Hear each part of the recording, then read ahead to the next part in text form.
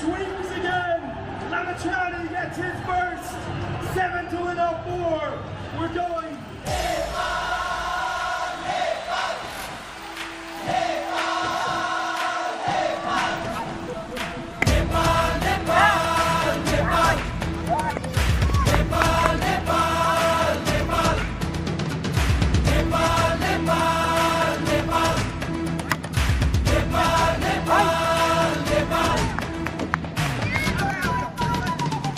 नमस्कार सन्चै हुनुहुन्छ एकदम सन्चै आज कर्णाली एक्सको जर्सी देखिरहेछौँ कर्णाली एक्स के फ्यान एकदम कर्णाली एक्सको ठुलो डायट फ्यान हो म चाहिँ कर्णालीवासी भएको कारणले म कर्णालीकै फ्यान हो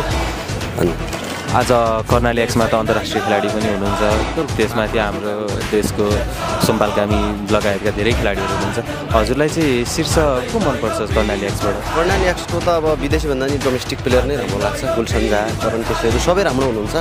हैन अब त्योभन्दा पनि अब विदेशी अब त्यत्रो अब ए क्लासको इन्डियाको पहिलाको क्याप्टेन जस्तो मान्छे अब हाम्रो शिखर धवन आउनु नै त्यो ठुलो कुरा हो नेपालको लागि त्यसमा पनि झन् कर्णालीमा आयो त्यही नै हाम्रो लागि गर्वको कुरा जस्तो लाग्छ अस्तिको म्याचमा शिखर धवन 14 रनमा आउट हुनुभयो जस्तै कर्णाली एक्सको फ्यान्सहरू अलि निराशा भएको थियो हजुर त्यसमा के भन्नुहुन्छ यस्तो गेमको त्यो भर हुँदैन को कहाँ चल्छ र कसले कसरी खेल्छ भन्ने त्यति भर हुँदैन त्यही भएर अब अस्ति हारियो अब केही विकनेस थियो हाम्रो अब टप अर्डरहरू चल्नु भएन त्यही भएर अहिले अस्ति चाहिँ अलि हाम्रो बिग्रियो नै आज एकदम राम्रो भइरहेछ अब अहिले पनि देखिसक्नुभयो के अरे 5 ओभर गइसक्यो 2 विकेट झारिसक्यो हाम्रो कर्णालीले राम्रो भइरहेको छ अन्तिममा यो हाम्रो एनपिएलको ट्रफी चाहिँ मनदेखि भन्दा चाहिँ कुन चाहिँ टिमले लान्छ जस्तो लाग्छ टिम त अब ठिक्कै अहिले भन्न मिल्दैन राम्रो सबैले राम्रो गरिराख्नु भएको छ अब कसले लाग्छ सकभर कर्णालीमा आएको राम्रो हुनुपर्छ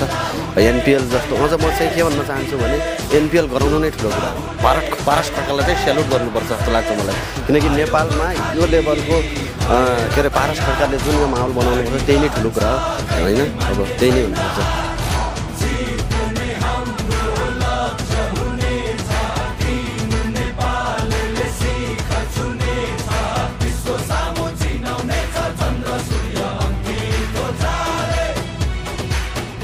Nepal.